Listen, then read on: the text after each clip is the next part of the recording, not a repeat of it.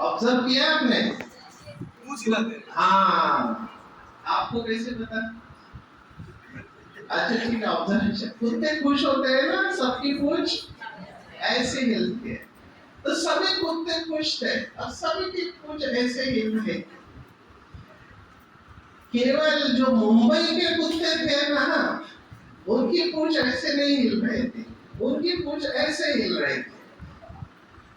तो सभी आश्चर्यचकित थे कि हम कुत्ते हैं, हमारी पूंछ ऐसे हिलती है, ये मुंबई वाले ऐसे क्यों हिला रहे हैं?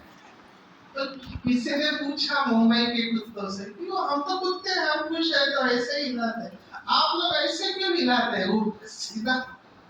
तब मुंबई के कुत्तों ने कहा क्या करूं भैया, हम मुंबई में रहते हैं ना, हमारे पास जगह नहीं मिलती है, जगह का प्रॉब्लम है।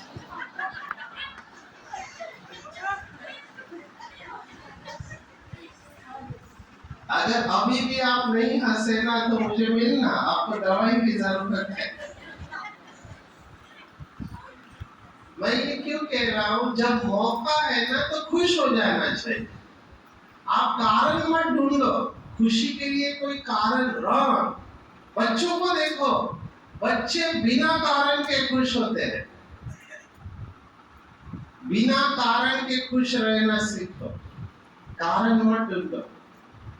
मैंने देखा है छोटा बच्चा, उसको चींटी भी दिखाना उसमें भी खुश है, छोटी चींटी के साथ। और यहाँ बड़ा व्यक्ति, इसको पूरा घर मिला है, गाड़ी है, फिर भी दुखी है। और बड़े लोग बच्चों को क्या कहते हैं, ए तू चुप बैठ, तेरे को नहीं समझता है। तुमसे ज्यादा तो उसको समझ में आता है कि छोटी छोटी बातों में खुश रहा जा सकता है। यस और नो? बच्चे हमसे ज्यादा समझदार है। मैं आपको बहुत उदाहरण दे सकता हूँ। मैंने क्या देखा, छोटे बच्चे झगड़ा करते हैं, बड़े लोग भी झगड़ा करते हैं, ठीक है। छोटे बच्चे कितना देर में भूल जाते हैं? हाँ, भूल जाते हैं कि नहीं? और बड़े लोग कितना दिन याद रखते हैं? जब तक जिंदा है तब तक याद रखेंगे। तो सुखी कौन है? बच्चे। इसलिए बाबा मुरली में कहता है, बच्चे बनो तो माया से बचे रहेंगे। बच्चे जैसा दिल होना चाहिए। बच्चे यहाँ पे कुछ नहीं रखते हैं। और बड़ा व्यक्ति, इसने मुझे गाली दी थी। मेरे पास एक व्यक्ति आया, क्या बोलता है पता है? सर मैं इसको नहीं छोड़ूंगा। मैंने कहा क्या हुआ? इसने मुझे गाली दी थी। मैंने कहा कब दिया था?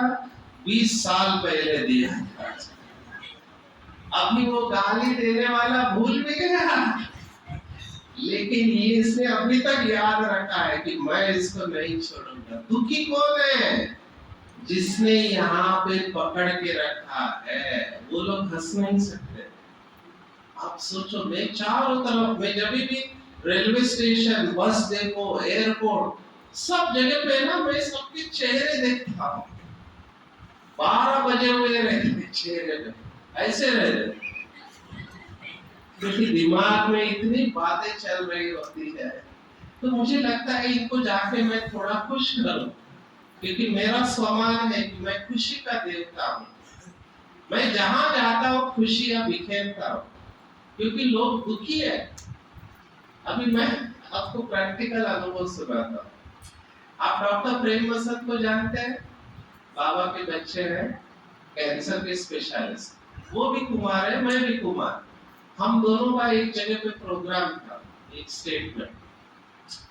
तो वहां की दीदी ने कहा आप दोनों कुमार हैं, हमारे सेंटर पे भी कुमार है, कुमारों की भट्टी है, आप भी योग करो। तो हम दिन भर सेवा करके आए थे। हमने कहा कितने बजे? तो दीदी ने कहा कुमार तो 2 बजे से योग करने वाले सुबह। तो हमने दीदी को कहा दीदी 2 बजे हम नहीं उठेंगे, हम 4 बजे आ जाए। तो हम बहुत थके हुए थे, तो हम क्लास में गए। तो क्लास में हमने क्या देखा, सभी कुमार 2 बजे से योग कर रहे हैं। हम पीछे बैठे लास्ट में, और मैंने क्या देखा कि सभी लोग जो 2 बजे से योग कर रहे हैं ना, सभी ना योग में बैठे हैं, लेकिन सभी सो रहे हैं। ऐसे ऐसे योग कर रहे हैं। वो संदली में जो बैठा है ना, वो भी सो रहा है। तो मैंने सो प्रेम भाई को कहा धीरे से, प्रेम भाई ये योग कब कर रही है, तो सभी सो रहे हैं। तो प्रेम भाई ने मुझे कहा अरे तेरे को क्या फर्क, तू भी सो जा ना, मैं भी सो जाता, हम सब सोते हैं। मैंने कहा नहीं नहीं दीदी आएगी तो क्या बोलेगी, तो बोला फिर चुपचाप बैठ। तो थोड़ी देर बाद मैंने क्या देखा, जो संदली पे भाई बैठा था ना, आ गया ऐसा, अभी उसको नींद आ रही है और उसको पता ही नहीं वो सो रहा है, वो सोते सोते ना ऐसे आगे आ रहा है। तो मेरे को डर लगा कि वो आगे, तो मैंने फिर से प्रेम भाई को कहा, प्रेम भाई वो संदली वाले को देखो, तो बोलते योग करना तेरा क्या, बोले देखो तो सही। तो बोला क्या हुआ, वो देखो आगे झुक रहा है। तो बोला फिर क्या हुआ, आगे गिर सकता है। तो प्रेम भाई मुझे कहते तू संकल्प मत कर, तेरे हर संकल्प पूर्ण हो जाते हैं। मैंने कहा संकल्प करने का प्रश्न ही नहीं, वो आगे इतना झुका कि गिरने वाला है। बोला चुपचाप देख मत उस तरफ, और आगे क्या हुआ रहेगा। वो भाई साहब बैठे योग करते करते आगे नीचे गिर गया। अभी जैसे वो नीचे गिर गया, उसकी नींद टूट गई और वो इधर उधर देख रहा है, किसी ने देखा तो नहीं है। अभी कौन देखेगा, सभी सो रहे हैं। तो हम भी नाटक करें, हमने भी ऐसे कहा, हमने भी देखा नहीं। तो वो फिर से उठ के वापिस आके बैठ गया। जब भी मैं इस बात को याद करता हूँ मैं इतना हंसता हूँ। ये मैं आपको उदाहरण क्यों सुना रहा हूँ, इसके पीछे राज दो है। एक तो आप खूब हंसे, दूसरा आप दिखावा करने की कोशिश नहीं करो, आपसे नहीं होता है आप क्यों कर रहे हैं, आप नेचुरल रहो ना। आप अच्छे योगी है, अच्छी बात है, लेकिन अपनी शक्ति के अनुसार चलो। आप समझ रहे हैं। तो हंसी के मौके बहुत होते हैं, ऐसी बात को देखना आना चाहिए। खुश रहो, भगवान मिला है आपको, कोई साधारण बात नहीं है, लेकिन नेचुरल रहो। ज्यादा सीरियसली नहीं लेना जीवन को, क्योंकि सीरियस लोग ना लंबा पुरुषार्थ नहीं कर पाएंगे, थक जाएंगे। अभी ध्यान से सुनो, गंभीरता एक बहुत अच्छा गुण है। मम्मा गंभीर थी, लेकिन गंभीर बाहर से गंभीर, अंदर से प्रसन्न चाहिए। बाहर से भी आप गंभीर है, अंदर से भी आप गंभीर है, तो वो ठीक नहीं। भगवान वांछे गंभीरता में रमणीकता समाई हुई होनी चाहिए, बराबर है। अभी जगदीश भाई देखो, जगदीश भाई बहुत गंभीर थे, लेकिन वो रमणीक भी थे। एक समय की बात मुझे याद है, हमारा सेशन था, मतलब जगदीश भाई का सेशन था, और मैं उस कंपनी में गुजरात में वलसाड़ में SML करके हमारे कोर्स है, सेल्फ मैनेजमेंट लीडरशिप ट्रेनिंग। तो जगदीश भाई का लेक्चर था कॉन्फ्लिक्ट रिजोल्यूशन, माना संघर्ष को कैसे कम किया जाए। तो लेक्चर पूरा हुआ तो जगदीश भाई खड़े हैं, सभी कंपनी के बॉसेस खड़े हैं, MD, मैं भी खड़ा हूँ। तो सबके लिए नारियल का पानी लाया, तो सभी बड़े लोग थे, तो मैंने कहा मेरे को नहीं चाहिए। तो जैसे मैंने कहा मुझे नारियल का पानी नहीं चाहिए, तो जगदीश भाई ने सुना वो बात और मुझे कहते देखो डॉक्टर साहब, इसका नाम नारियल है, लेकिन इसके अंदर जो है वो रियल है, आप पियो इसे। तो नारियल के अंदर रियल है, तो सब लोग हंसने लगे। तो आपको ये कला आनी चाहिए कि कैसे डिफिकल्ट सिचुएशन में भी खुश रहा जाए। दादी का अनुभव सुना था, दादी चंद्रमणि, जानते हैं चंद्रमणि पंजाब की थी इंचार्ज साकार बाबा के वक्त। तो सेंटर पे क्या हुआ, बहुत सारी बहनें थी। अभी ऐसा होता है किचन में, कई बार होता है, माताओं के साथ हुआ है कि नहीं पता नहीं। आपने दूध को गर्म करने रख दिया, गैस चालू है, क्या हो जाता है, आप बाबा की याद में खो गए, बाबा दादी आ गई, दादी ने देखा कि पूरा दूध नीचे तक आ गया, ऊपर से नीचे। उसको लगा अभी दादी डांटेगी। दादी ने क्या बोला पता है? दादी ने कहा अच्छा, मैंने तो सुना सतयुग में दूध की नदियां बहती, आपने तो संगम युग में दूध की नदी बना। देखो ये प्रेजेंस ऑफ मोमेंट है ना? समझ रहे आप बात को? बिना गुस्सा किए अपना मैसेज बता देने का ह्यूमर बोलते हैं इसको, ह्यूमर। अव्यक्त बाप दादा का सुनाता हूँ ह्यूमर। आप में से जो पुराने हैं वो जानते होंगे कि दादी जानकी एक बार पैर फिसल के गिर गई। ओम शांति भवन जानते हैं आप लोग? सिर फट गया था दादी का, ये सिर फट गया और पूरा ब्लड, ये जब फटता है ना तो पूरा ब्लड निकलता है टैप की तरह, तो पूरा भीग गया। डॉक्टर आ गए और दादी को 15 से 20 टाँके लगे। तो सबको डर लगा, एक तो दादी की उम्र 100 के ऊपर और ये फट गया, पूरा पूरा ब्लड बहने लगा। तो उसके कुछ दिन बाद बाबा आए थे, तो दादी को ना, आप देखना वो वीडियो अवेलेबल है, दादी को इधर ऐसे रुमाल से बांधा हुआ है, रुमाल बांधा हुआ, क्योंकि वो जख्म दिखाई नहीं दे इसलिए। तो बाबा की मुरली हो गई, दादी ऐसे बैठी है बाजू में और बहनों ने सुनाया बाबा को, बाबा दादी गिर गई, आपने बताया कि नहीं? इतना बड़ा दादी को टाँके आए। बाबा बिल्कुल शांत था, बाबा ने ऐसे देखा, दादी को देखा और फिर बाबा ने कहा क्या हो गया? और ही खूबसूरत दिख रही है।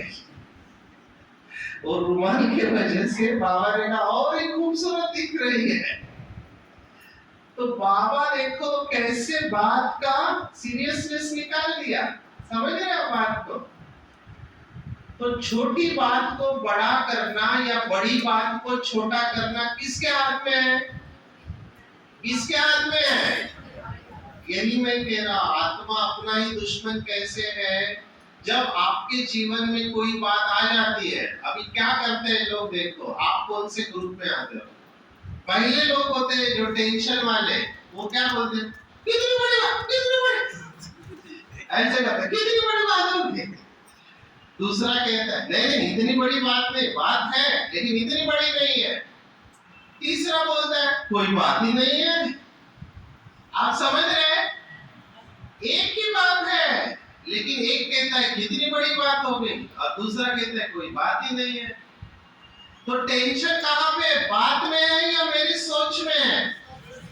सोच में है। तो मेरा दुश्मन कौन है? मैं खुद, मेरी सोच। अभी ध्यान से सुनो, जब भी हम व्यर्थ और निगेटिव संकल्प सोचते हैं हम अपने दुश्मन बन जाते हैं, और जब भी हम श्रेष्ठ संकल्प करते हैं तब हम अपने मित्र बन जाते हैं। दूसरे को दोष मत दो, हमारे थॉट्स हमारी फीलिंग को क्रिएट करते हैं, तो आपके हाथ में है।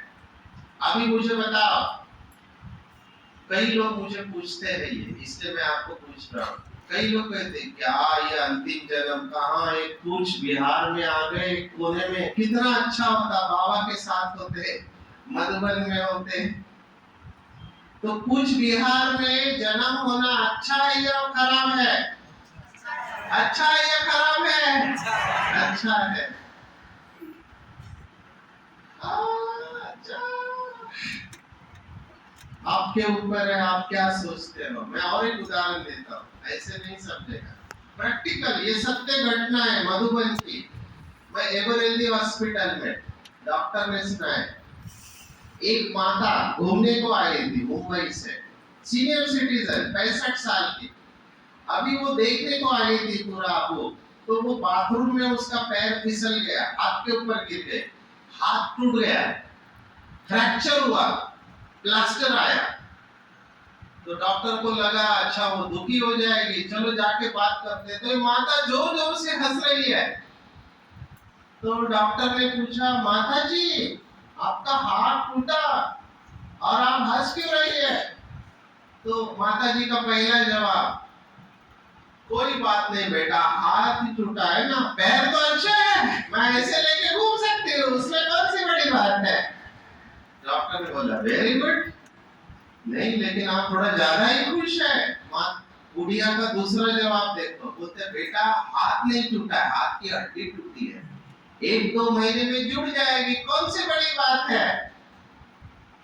डॉक्टर ने कहा नहीं, खुश तो और बात है, इतना खुश हमने कभी नहीं देखा, हाथ की हड्डी टूटी है और इतना खुश कैसे पेशेंट है। लोग रोते हैं फ्रैक्चर होने के बाद में, ये माता हंस रही है। तो डॉक्टर ने कहा कुछ तो बात है। तो माता जी ने जवाब दिया तुम बड़े चालाक लगते। बोला हाँ वो तो मैं, कारण बताओ इतना खुश क्यों है। तो माता जी ने जवाब दिया, फाइनल जवाब, मुझे सबसे ज्यादा खुशी इस बात की है कि यहाँ से जब मैं वापस घर पे जाऊंगी, 1 महीने तक मुझे घर का कोई भी काम नहीं करना पड़ेगा, मेरी बहू को करना पड़ेगा, इसकी सबसे ज्यादा खुशी है। देखो इनको भी खुशी हो रही।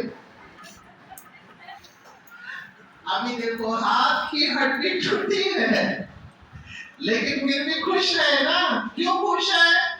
क्योंकि विचार वैसे है, विचार खुशी के है। समझ रहे आप बात को? माना कठिन परिस्थिति में भी अगर आपके विचार अच्छे हैं तो आप खुश रह सकते हैं। यस और नो? सिर्फ आपको वो अच्छाई ढूंढना आना चाहिए। वो अगर आपके पास वो अच्छाई है ना, आप किसी भी परिस्थिति में खुश रह सकते हैं। सिर्फ वो तरीका आना चाहिए। मैं और उदाहरण देता हूँ क्योंकि ये बात समझने में टाइम लगती है। ये उदाहरण है मध्य प्रदेश का।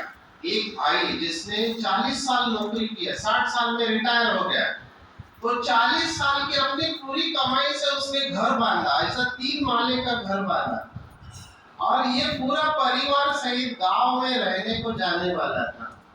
लेकिन हुआ क्या, इनके जाने के कुछ दिन पहले पूरा घर गिर जाता है। सोचो पूरी जिंदगी की कमाई जिसमें लगाई वो पूरा घर टूट गया। अभी लोगों ने सोचा ये पागल हो जाएगा क्योंकि पूरी जीवन की कमाई उसमें लगाई थी। ये भाई ने क्या किया पता है? ये भाई ने हाथी के ऊपर बैठ के पूरे गांव में शक्कर बांटी। तो लोगों को लगा ये पागल हो गया है, इसका पूरा जीवन का कमाई गया, घर गया और ये शक्कर क्यों बांट रहा है। तो एक व्यक्ति ने हिम्मत करके पूछा, भैया तुम्हारा तो पूरी जीवन की कमाई चली गई, तुम शक्कर क्यों बांट रहे हो? तो उस भाई ने जवाब देखो क्या दिया। उसने कहा भगवान का बहुत बहुत शुक्रिया। बोला क्यों?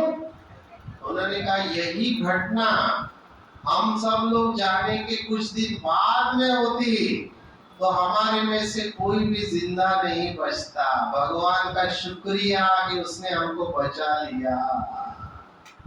समझ रहे हैं बात को? ये है दृष्टिकोण। कितने भी कठिन परिस्थिति हो, अगर आपका दृष्टिकोण सकारात्मक है तो आप उसमें खुश रह सकते हैं। अभी मुझे बताओ, आप जिस घर में हैं अच्छा है या नहीं है?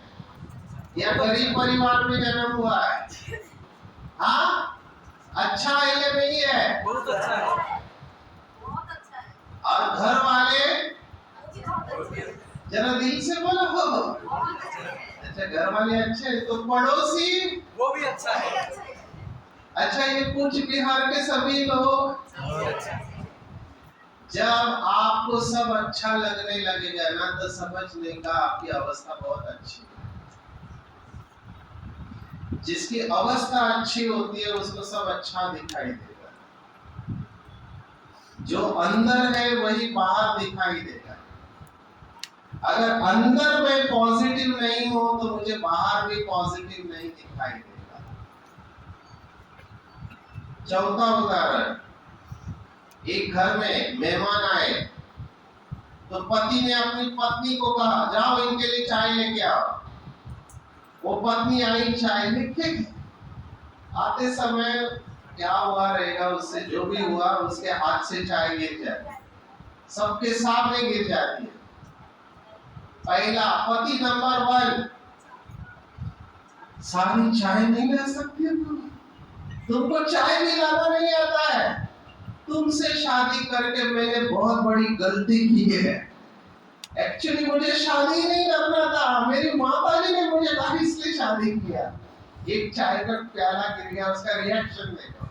दूसरा पति, कोई बात नहीं, चल इसको साफ करो, फिर से चाय बना के लाओ। तीसरा पति, कोई बात नहीं, ये तो होता ही रहता है, किसी के भी हाथ से चाय गिर सकती है, तुम चिंता मत करो, मैं इसको साफ करता हूँ, तुम फिर से अच्छी चाय बनाओ। समझ रहे हैं? सिचुएशन एक ही है, परिस्थिति एक ही है। गुस्से में कौन आया? पहला वाला। और सबसे खुश कौन रहा? तीसरा वाला। तो परिस्थिति में टेंशन है या मेरे सोच में? समझ रहे हैं आप बात को? तो हमारे घर के लोग बुरे नहीं है, अच्छे हैं। हमारे पड़ोसी वाले भी बुरे नहीं, बुराई बाहर है ही नहीं है। कहाँ है? मेरे सोच में।